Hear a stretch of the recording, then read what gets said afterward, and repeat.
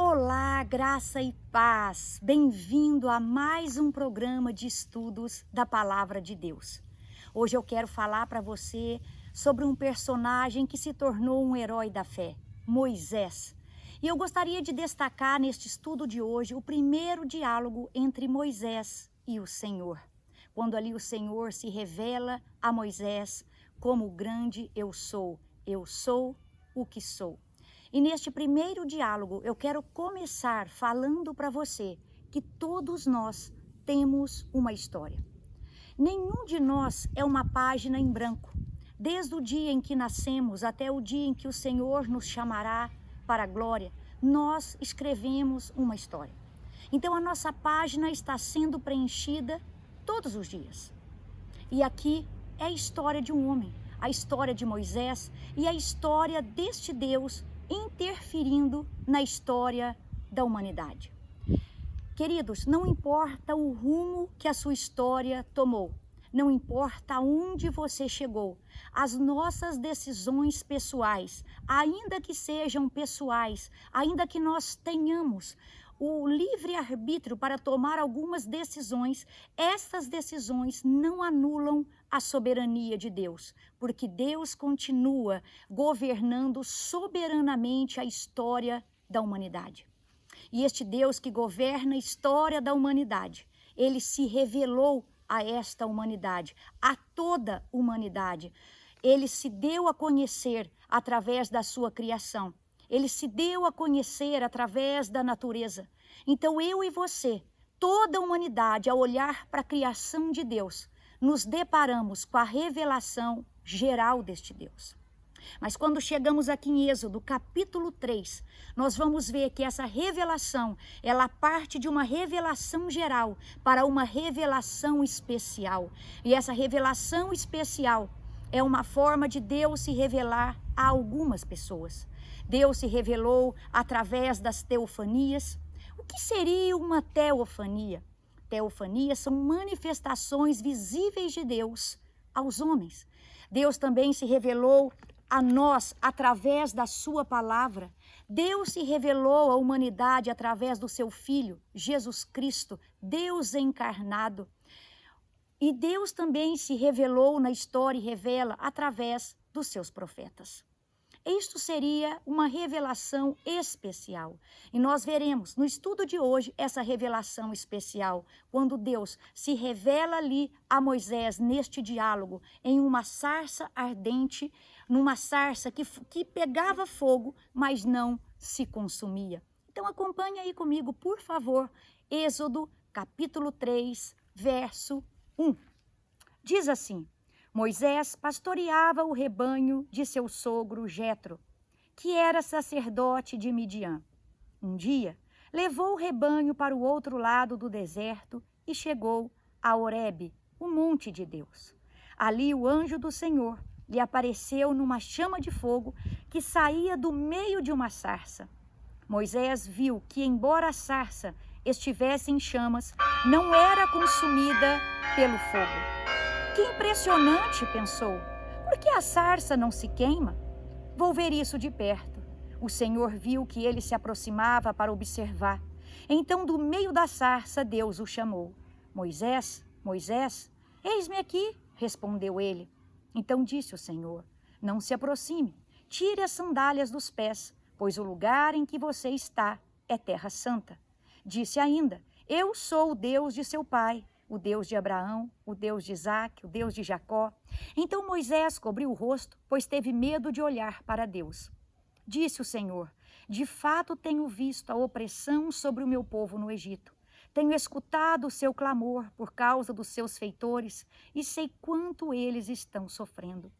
Por isso, desci para livrá-los das mãos dos egípcios e tirá-los daqui para uma terra boa e vasta, onde há leite e mel com fartura, a terra dos cananeus, dos hititas, dos amorreus, dos ferezeus, dos heveus e dos jebuseus. Pois agora o clamor dos israelitas chegou a mim, e tenho visto como os egípcios os oprimem. Vá, pois, agora, eu o envio ao faraó para tirar do Egito o meu povo, os israelitas. Moisés, porém, respondeu a Deus, quem sou eu para apresentar-me ao faraó e tirar os israelitas do Egito.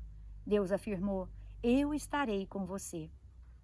Esta é a prova de que eu sou quem o envia.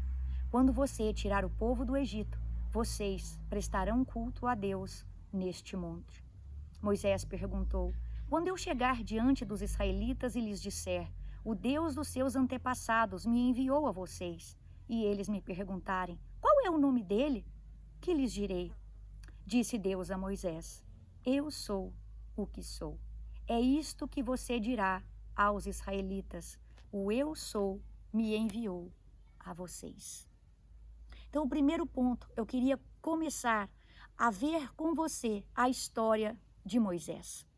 Você sabe que Moisés, quando nasceu, foi colocado pela sua mãe num rio. E a filha do faraó, que estava ali se banhando, ela vê então uma criança num cesto, pega aquela criança e adota. Então Moisés, ele é criado, ele cresce, é criado e educado dentro do palácio. Moisés, além de aprender a educação egípcia, aprendeu também a cultura daquele local. Mas aos 40 anos, Moisés sai para fazer uma visita e ver aonde o povo hebreu estava. E nessa visita, Moisés vai chegar num momento que ele vai ver ali o povo sendo opresso, o povo sendo ali escravizado. A situação do povo era terrível.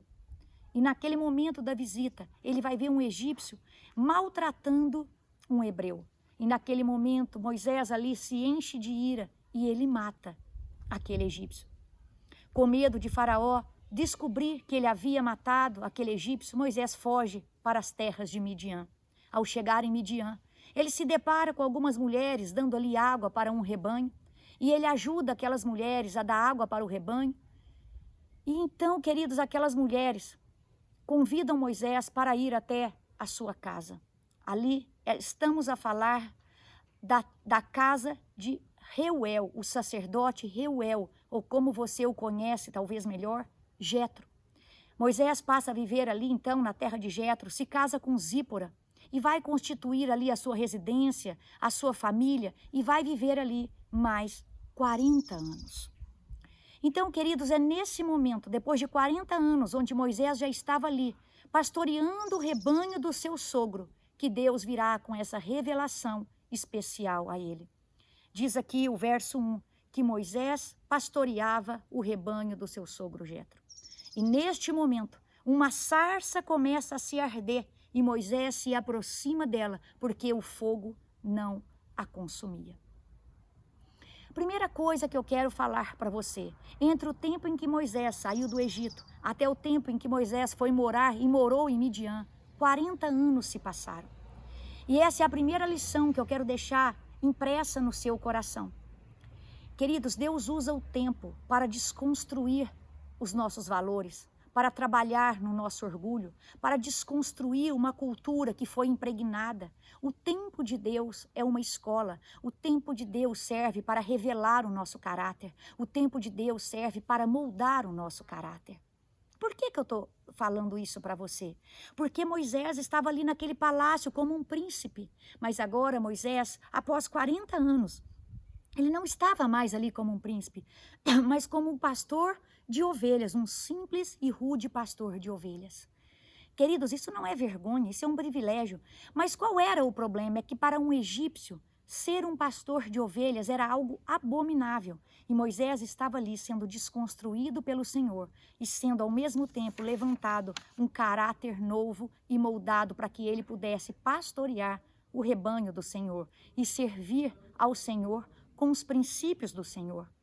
O que eu quero dizer para você é que o tempo é uma escola. Não fique preocupado se está demorando, porque Deus tem o tempo certo para todas as coisas. E o tempo certo do que o Deus tem para você vai chegar. O tempo certo chegou para Moisés e o tempo certo vai chegar para você. Num determinado momento, Deus chega para Moisés e diz assim: Moisés, eu enviarei ao faraó. E esse Moisés agora novo, esse Moisés renovado, esse Moisés com o caráter trabalhado, vai virar para o Senhor e dizer: Senhor, quem sou eu? Quem sou eu? Talvez se fosse lá na época do palácio, na época que ele era um príncipe, ele pensaria que fosse o poder, que fosse ali o local que ele ocupava, que libertaria aquele povo. Mas o que liberta o povo, queridos, é o evangelho de Deus, é o poder de Deus. E nesse momento, ele agora, com esse coração trabalhado, ele vai dizer: quem sou eu? E aí eu te falo, é quando nós chegamos nessa posição de humildade, é quando eu e você reconhecemos as nossas limitações, que o Senhor verdadeiramente pode nos usar sem limites. É quando eu e você chegamos nessa posição de um Zé Ninguém, de um João Ninguém, é que nós nos tornamos alguém que Deus pode usar para que o nome dele seja glorificado, queridos. Nós diminuímos e ele cresce. E o tempo de Moisés chegou. E o seu tempo vai chegar. E quando o tempo chega, Deus vem e nos chama e diz: Moisés, Moisés, você está me assistindo? Ele diz para você assim: Fábio, Fábio. Ele chega para você e diz assim: Giselda, Giselda, a voz do Senhor está a te chamar. O Senhor veio a Isaías. Ele virou para Isaías. A gente sabe que no ano em que o rei Uzias morreu, Isaías teve uma visão. E depois dessa visão, o Senhor pergunta para Isaías: Isaías, quem enviarei ao meu povo? E Isaías diz: envia-me a mim. O Senhor aparece, queridos, para Maria, né? O anjo do Senhor aparece para Maria, anuncia para ela como o menino Jesus haveria de nascer, como ele seria gerado no seu ventre. E Maria diz: eis aqui a serva do Senhor, que se cumpra em mim, segundo a sua palavra. Quando o Senhor aparece para Moisés, num primeiro momento Moisés diz: Senhor, eis-me aqui. E você, quando o Senhor te chama, o que é que você está a dizer? Eis-me aqui? Ou você tem dado desculpas? Porque muitos deram desculpas. Gideão deu desculpa. Gideão chegou, o anjo do Senhor vira para Gideão e fala: homem valente, o Senhor é contigo. Gideão ali, olhando para toda aquela situação, para todo aquele cenário, com seu coração um pouco, talvez até amargurado, Gideão vira para o anjo e diz: se o Senhor estivesse conosco, nós não estaríamos nessa situação. Mas sabe o que eu acho interessante? É que o Senhor, neste momento, não fica preocupado em dar explicações para Gideão. O Senhor simplesmente vira para Gideão e fala assim: vai nesta tua força, não sou eu que estou te enviando. Querido, muitas vezes Deus permite que você veja as coisas ao seu lado, não para você apontar erros, não para você murmurar, mas para te levantar como um líder naquela geração e fazer a diferença. Então, se você está vendo algo que está te incomodando, quem sabe Deus não quer te usar nessa área para o nome dele ser glorificado.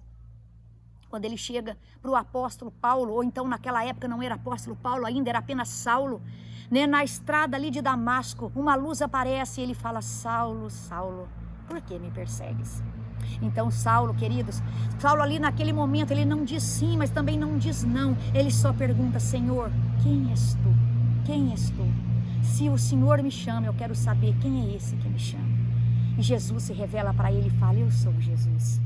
E Paulo então nos deixa uma grande lição, ele nos ensina o privilégio de estarmos com a mão no arado, o privilégio de dizermos sim ao chamado. Paulo resume, queridos, dizendo numa frase: o morrer é lucro e o viver é Cristo. Queridos, eu quero te lembrar que o Senhor tem um chamado para você, mas talvez você esteja passando por esse período de tempo. Moisés aqui foi trabalhado 40 anos. Muitos de nós vamos ser preparados antes de sermos chamados. E eu chamo a sua atenção para algo: não fique parado. Quando você olha para esses chamados que eu te disse nesse momento, Gideão malhava o trigo num tanque de uvas secas. Moisés estava pastoreando o rebanho do seu sogro. Samuel, apesar de não conhecer ainda a palavra do Senhor, já servia perante o Senhor. Todos eles estavam a fazer alguma coisa, nenhum deles estavam parado. Paulo já perseguia a igreja de Cristo, Paulo perseguia o povo de Cristo. Qual é a segunda lição que eu quero deixar impressa no seu coração? Não importa o que você esteja fazendo, não importa o lugar onde você esteja, aquilo que você está fazendo não pode te impedir de ouvir a voz de Deus. A sua ocupação, queridos, não pode ser um empecilho para você ouvir a voz de Deus. E digo mais para você nesta noite de quarta-feira, queridos, não existe nada mais importante na vida, não existe ocupação nenhuma, não existe nada na vida mais importante do que aquilo que o Senhor tem para você. Então, se o Senhor tem um chamado para você, se o Senhor está te chamando, se o Senhor está te entregando uma missão, isso que o Senhor está a te entregar é muito mais importante do que tudo que você tem. Eu creio que uma preocupação que vem sobre as pessoas é que às vezes as pessoas acham que elas vão para um outro lugar. Às vezes elas acham que elas vão servir 24 horas. Queridos, John Wesley, ele tinha uma frase que era o seguinte: eu considero o mundo todo como a minha paróquia. A sua paróquia é o lugar que o Senhor está te entregando. Talvez seja aí no seu escritório de advocacia, talvez seja aí num tribunal, talvez seja aí no seu clube de futebol, talvez seja na sua escola. Qual é a sua paróquia? Deus, quando nos chama, nos entrega uma paróquia. Qual é a sua, queridos?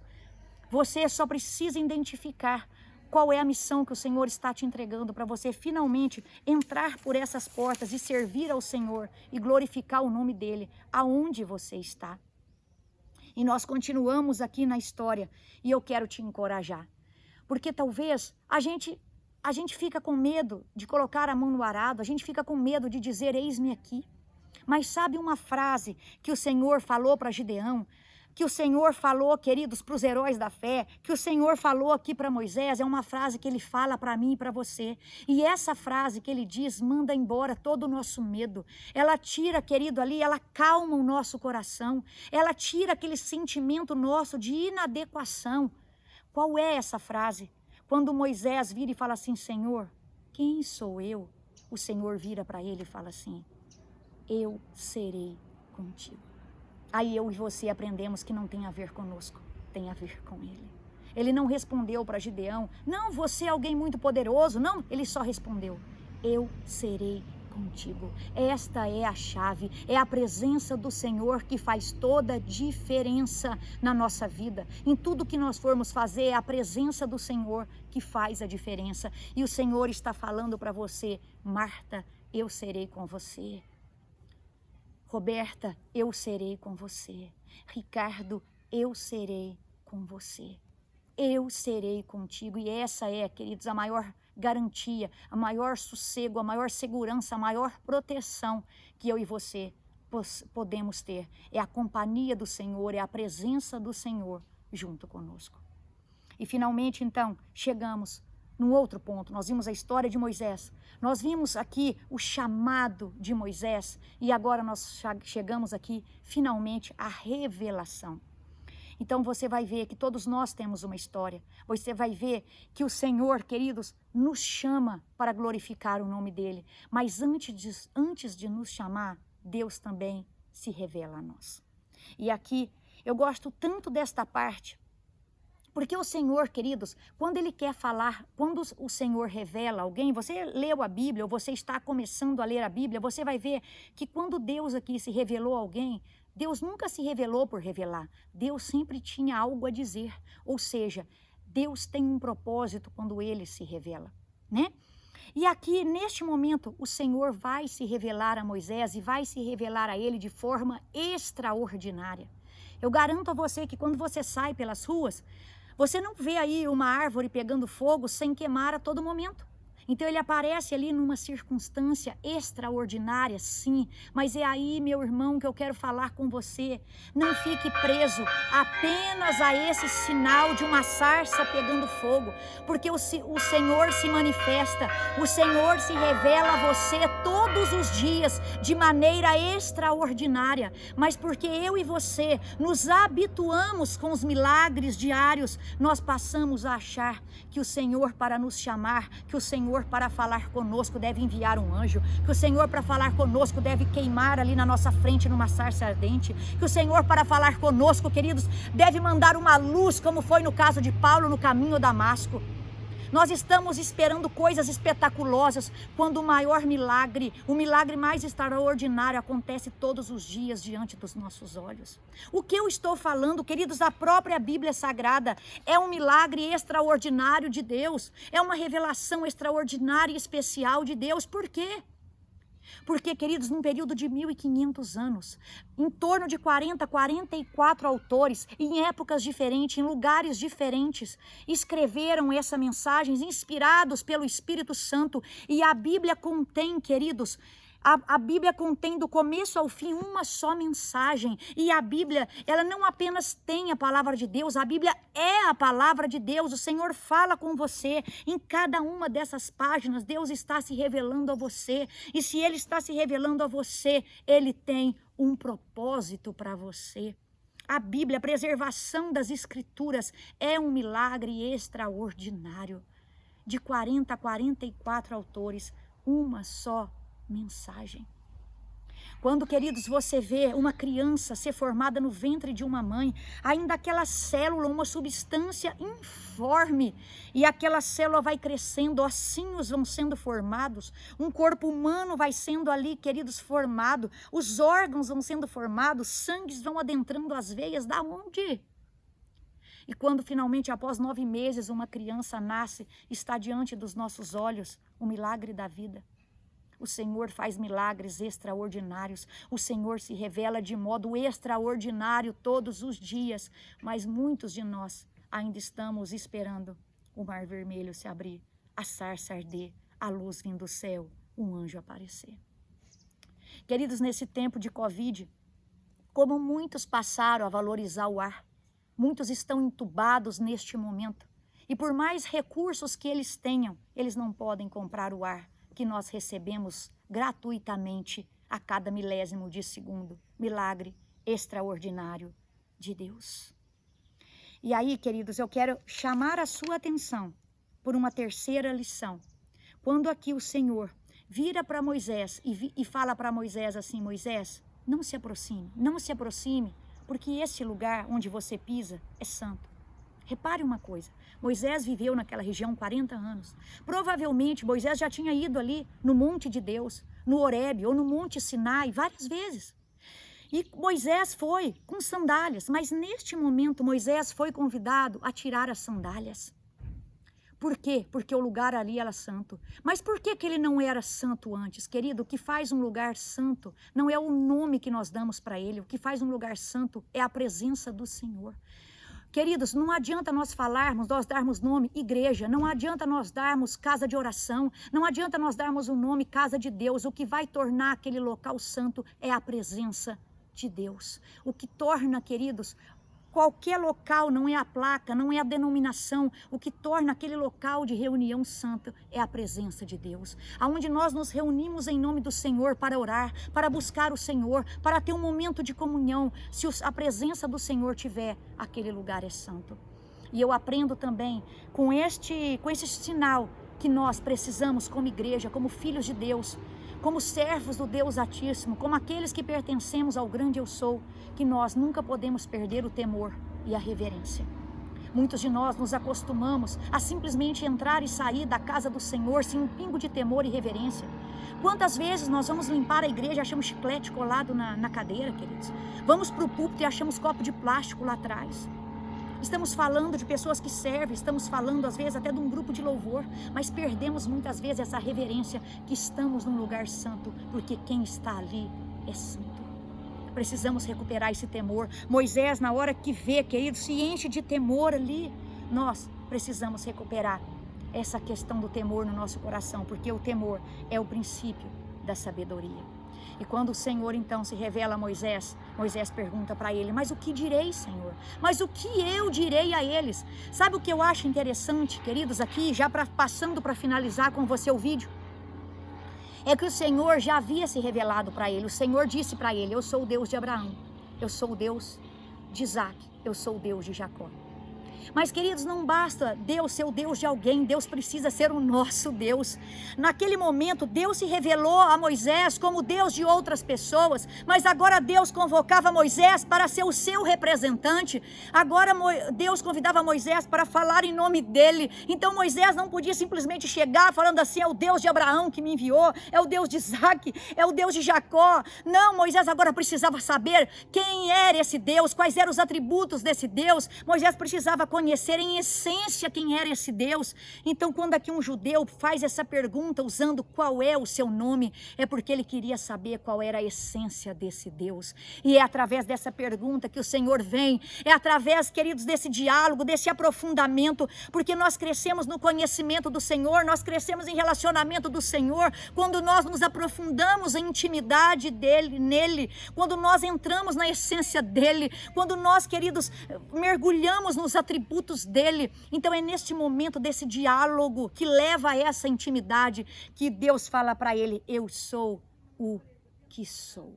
Esse tetragrama, ou seja, esse tetragrama, eu sou o que sou, as 4 consoantes hebraicas aqui, fala muita coisa de Deus para mim e para você. Esse tetragrama que vai mostrar que eu e você servimos a um Deus verdadeiro. Por quê? Porque esse tetragrama significa, queridos, eu estou sempre com vocês. Outra coisa, outro significado desse tetragrama, queridos, é que eu e você, nós pertencemos a um Deus vivo, a um Deus que tem uma presença ativa, a um Deus que tem uma presença viva na nossa história e também na história da humanidade. Um outro significado desse tetragrama é que eu sou aquele que existo por mim mesmo e não como falsos deuses. Então eu e você servimos ao Deus verdadeiro, não a falsos deuses. E eu e você temos a presença ativa e viva desse Deus que é vivo, que é real, que é verdadeiro nas nossas vidas.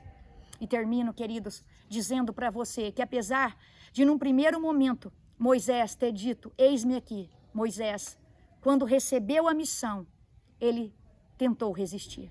Ele disse: Senhor, quem sou eu? Senhor, mas eu não sei falar. Senhor, envia outro. E talvez você esteja aí nesse tempo de resistência. Talvez você esteja aí com medo, queridos, do que pode acontecer. Mas sabe o que eu quero te mostrar?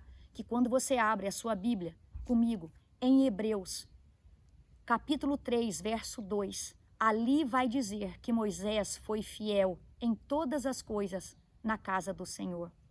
Moisés, ele aceita, depois ele resiste, mas finalmente ele aceita. E Moisés, durante 40 anos, vai liderar aquele povo, o povo de Israel, o povo de Deus no deserto. A primeira geração que ele liderou foi uma geração do coração duro. Aquela primeira geração que ele liderou foi um povo, queridos, rebelde, que se rebelou contra Deus e por isso pereceu no deserto.